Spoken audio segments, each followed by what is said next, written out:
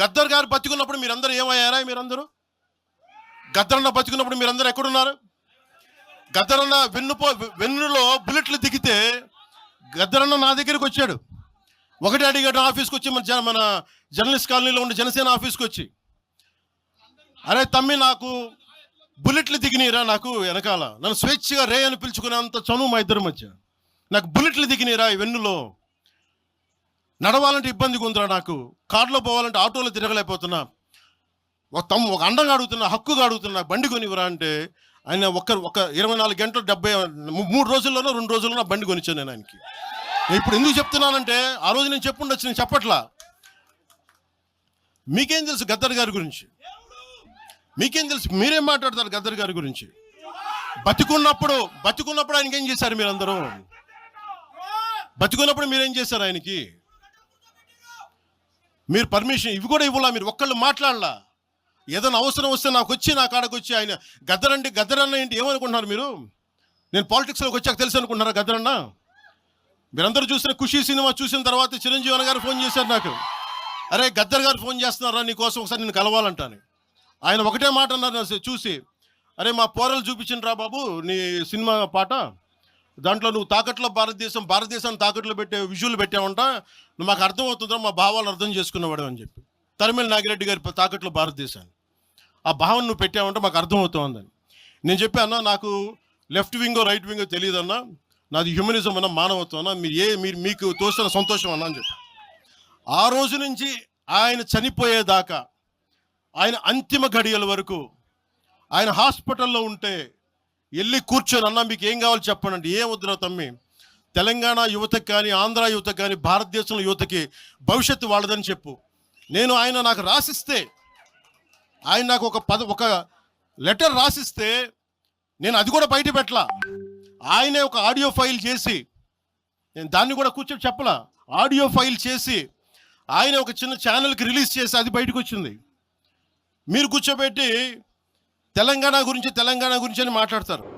ఇంకో మహానుభావుడు ఉన్నాడు, నేను వంగవీటి రంగాకి టీ పెట్టించానంటాడు. మొన్న తెలంగాణకు పోయి గద్దర్కి నేను కారు కొనిచ్చానంటాడు.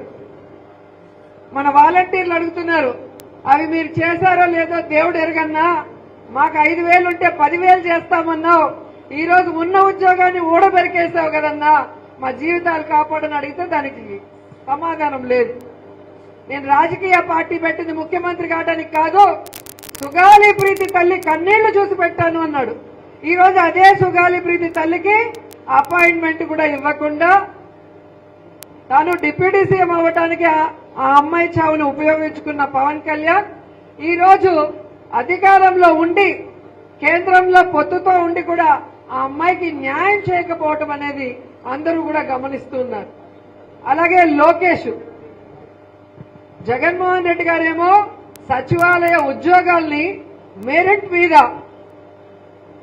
ఎటువంటి తప్పుల తడకలు జరగకుండా చక్కగా నిర్వహించి ఉద్యోగాలు ఇస్తే 15,000 ఉద్యోగాల్ని కూడా పేపర్ లీక్ కూడా కాకుండా చేయలేకపోయాడు. లీకేజ్ స్టార్ అయిపోయాడు ఈరోజు లోకేష్ గారు. సో ఈరోజు వాళ్ళకి అడ్మినిస్ట్రేషన్ తెలియదు, ప్రజలకి మంచి చేయాలన్నా మనసు లేదు. కేవలం జగన్ గారిని, వైఎస్ఆర్సీపీలో ఉన్న ముఖ్య నాయకుల్ని టార్గెట్ చేసి వాళ్ళని తిట్టించడం, వాళ్ళ మీద కేసులు పెట్టించడం, కొంతమందిని జైల్లో పెట్టి బ్లాక్ మెయిల్ రాజకీయాలు చేస్తున్నారు. సో ప్రజలకంతా ఇది గమనిస్తున్నారు. ఆ ప్రజలందరూ కూడా ఈరోజు కూటమి ప్రభుత్వం తరిమి కొట్టడానికి రెడీగా ఉన్నారు. కాబట్టి మన పని అయిన ఈ ఓట్ల వెరిఫికేషన్ లో మన ఓట్లని సక్రమంగా కాపాడుకోవాలి. 2-3 చోట్ల తిరుపతిలో ఉన్నోళ్ళు నగిరిలో ఉన్నారు, తిరుపతిలో ఉన్నోళ్ళు విజయపురంలో ఉన్నారు. ఎందుకు చెప్తున్నానంటే మన మండలంలో ఉన్న వాళ్ళంతా పిల్లల చదువు కోసము తిరుపతికి పోయి ఉంటారు. కానీ ఎక్కడో ఒక చోట ఓటు పెట్టుకోవాలి, 2 చోట్లంతా పెట్టుకోకూడదు. కానీ ఈరోజు ఎక్కడ పడితే అక్కడ 6-7 ఓట్లు పెట్టుకొని ఏ విధంగా మోసం చేస్తున్నారు. ఆధార్ లింకేజ్ ఇమ్మంటే ఇవ్వరు, ఎందుకంటే దొంగ